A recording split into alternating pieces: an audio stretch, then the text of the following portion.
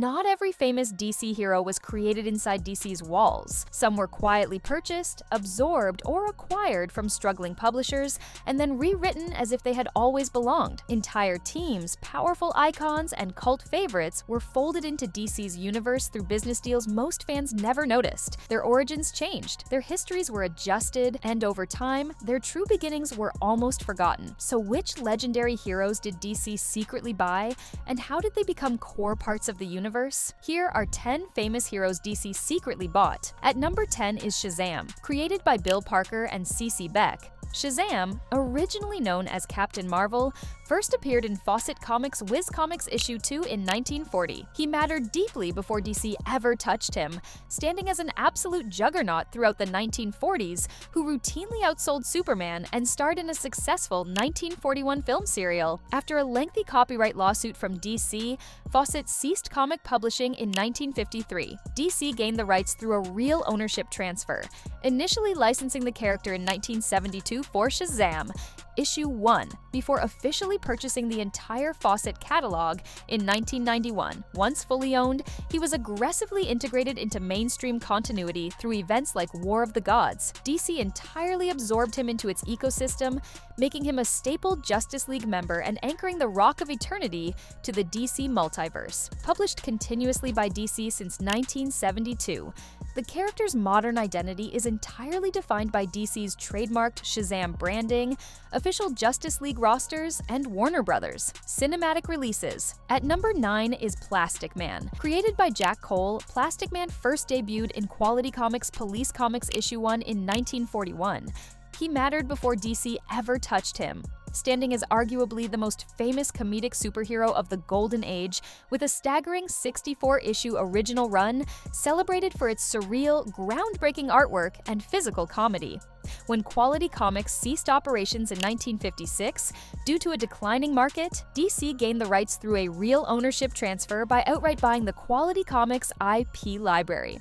This is when he officially became published by DC, eventually receiving his own active ongoing series in Plastic Man Volume 2, issue 1 in 1966. DC absorbed him into its ecosystem, elevating him into a heavy hitter within the DC universe. His integration peaked during Grant Morrison's legendary 1997 JLA run, establishing him as a core Justice League member. Decades of heavy integration into modern Justice League rosters, DC animated shows, and major crossovers have firmly established his DC history permanently. At number 8 is Blue Beetle. The Ted Kord version of Blue Beetle started somewhere else, created by Steve Ditko and first appearing in Charlton Comics' Captain Atom issue 83 in 1966. They mattered before DC ever touched them as a brilliant modernization of the Golden Age Blue Beetle. Kord's gadget-heavy approach made him a standout espionage-style hero within Charlton's Action Heroes line. DC gained the rights through a real ownership transfer when they officially purchased Charlton's entire catalog in 1983.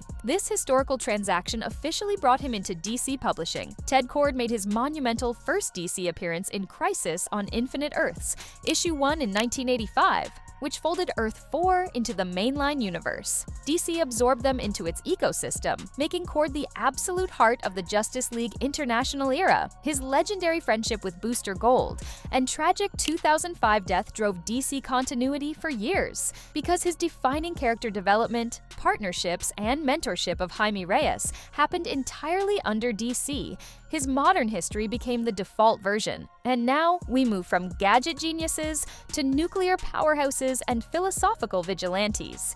Heroes whose origins were rewritten, modernized, and permanently absorbed into DC canon. At number 7 is Captain Atom. Created by writer Joe Gill and artist Steve Ditko, Captain Atom started somewhere else, first appearing in Charlton Comics' Space Adventures issue 33 in 1960 as Air Force officer Alan Atom. He mattered before DC ever touched him, standing as the undisputed flagship science fiction hero for Charlton Comics and serving as the foundational anchor for their entire superhero line. DC DC gained the rights through a real ownership transfer when they purchased the Charlton Action Heroes catalog in 1983, transferring total ownership. He officially became published by DC with his first appearance in Crisis on Infinite Earths, issue 6 in 1985. DC entirely rebooted his origin in 1987, changing his name to Nathaniel Adam and modernizing his military background. DC absorbed him into its ecosystem, heavily integrating him into government storylines, where he led Justice League Europe and inspired Dr. Manhattan. With almost 40 years of continuous publication, multiple ongoing series, and appearances in Justice League Unlimited, his modern history became the default. At number 6 is Peacemaker. Created by Joe Gill and Pat Boyette, Peacemaker started somewhere else, debuting in Charlton Comics Fightin' 5 issue 40 in 1966 as a diplomat so committed to peace, he used lethal force. He mattered before DC ever touched him, standing as a prominent backup feature popular enough to spin into his own short-lived 1967 5-issue series, representing the contradictory nature of Cold War geopolitics. DC gained the rights through a real ownership transfer, obtaining absolute rights through the 1983 Charlton catalog buyout. He officially became published by DC, debuting in Crisis on Infinite Earths, issue 6 in 1985, before launching a 1988 miniseries that established his psychological instability and hallucinations. DC absorbed him into its ecosystem, making him a recurring operative deployed across government Black Ops units including Checkmate and the Suicide Squad. Because James Gunn's blockbuster The Suicide Squad movie and hit Peacemaker Max series are entirely branded as DC Universe Productions, his modern default history completely cements him as a DC creation. At number 5 is The Question. Created by Steve Ditko, The Question started somewhere else, first appearing in Charlton Comics Blue Beetle issue 1 in 1967 as a brutal, uncompromising investigative journalist operating in Hub City. He mattered before DC ever touched him, standing as a cult favorite character who famously served as Ditko's vehicle for exploring objectivist philosophy, making him a uniquely written street-level hero of his era. DC gained the rights through a real ownership transfer when he was acquired during the 1983 Charlton catalog purchase, permanently transferring his publishing rights and IP. He officially became published by DC after briefly appearing in Crisis on Infinite Earths issue 6 in 1985. DC truly relaunched him in 1987, keeping his Hub City roots but shifting his philosophy to Zen morality. DC absorbed him into its ecosystem, making him a fixture of Gotham's street-level world, who trained Detective Renee Montoya. Because the acclaimed 1987 run and his Justice League Unlimited persona defined him, his DC history became the default. At number 4 is Midnighter. Created by Warren Ellis and Brian Hitch, Midnighter started somewhere else, first appearing in Stormwatch Volume 2 issue 4 in 1998 under Wildstorm Productions, an Image Comics imprint. He mattered before DC ever touched him, fundamentally redefining late 90s superhero comics as a foundational member of the Authority, pushing boundaries of violence, queer representation, and cinematic storytelling as an independent sales hit. DC gained the rights through a real ownership transfer in 1998 when they officially acquired Wildstorm Productions from Jim Lee, fully owning the entire IP. He officially became published by DC,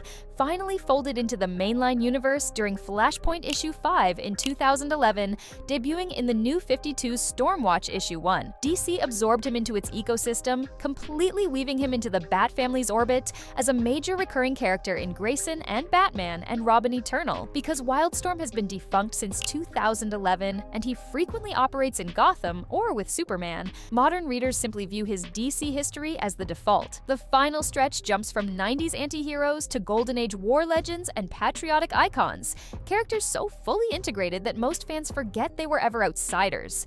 At number 3 is Grifter. Created by Jim Lee and Brandon Choi, Grifter started somewhere else, debuting in Wildcats issue 1 in 1992 for Wildstorm under Image Comics. He mattered before DC ever touched him, standing as the ultimate poster boy for the explosive 90s Image Comics revolution. Selling millions of copies, Grifter was popular enough to receive action figures and anchor an animated television show. DC gained the rights through a real ownership transfer in 1998, during the corporate acquisition of Wildstorm Productions, giving them total control.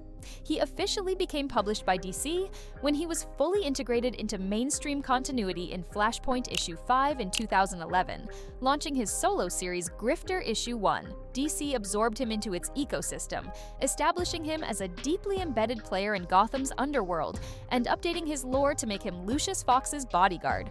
Featured heavily in Batman's flagship titles for over a decade, his massive 90s image legacy is often unknown to newer fans, making his DC history the default. At number 2 is Blackhawk. Created by Chuck Quidera, Bob Powell, and Will Eisner, the leader of the Blackhawk Squadron started somewhere else, first appearing in Quality Comics' Military Comics Issue 1 in 1941 as a Polish aviator fighting the Axis powers. They mattered before DC ever touched them, standing as a massive Golden Age phenomenon. At their peak, the title often outsold Superman, becoming a cornerstone of World War II-era comics and receiving a 1952 movie serial. DC gained the rights through a real ownership transfer when it purchased the complete Quality Comics character catalog in 1956. He officially became published by DC seamlessly, as they didn't even reboot the numbering, immediately continuing publication with Blackhawk issue 108 in 1957. DC absorbed them into its ecosystem, fully embedding the Blackhawks into their broader military lore. They later established Lady Blackhawk as a deeply beloved core member of Birds of Prey.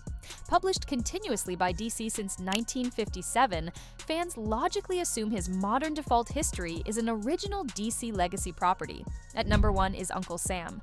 Created by the legendary Will Eisner, this superheroic embodiment of the American spirit started somewhere else, first appearing in Quality Comics' National Comics Issue 1 in 1940. He mattered before DC ever touched him, standing as a prominent patriotic powerhouse during World War II who led his own series as Quality's ultimate answer to the Axis powers, serving as a recognizable heavy hitter in the Golden Age. DC gained the rights through a real ownership transfer when it purchased the defunct Quality Comics IP catalog, alongside Plastic Man and Blackhawk in 1956. He officially became published by DC when they revived him in Justice League of America, issue 107 in 1973, placing him on Earth X, where World War II never ended. DC absorbed him into its ecosystem, making Uncle Sam the anchor of the Freedom Fighters, fundamentally tied to the DC multiverse and playing massive roles in major crises like Final Crisis. His DC history became the default version, forever cementing him as their own magical patriot. Which secretly acquired hero surprised you most? Comment below and press the subscribe button and bell icon for more updates.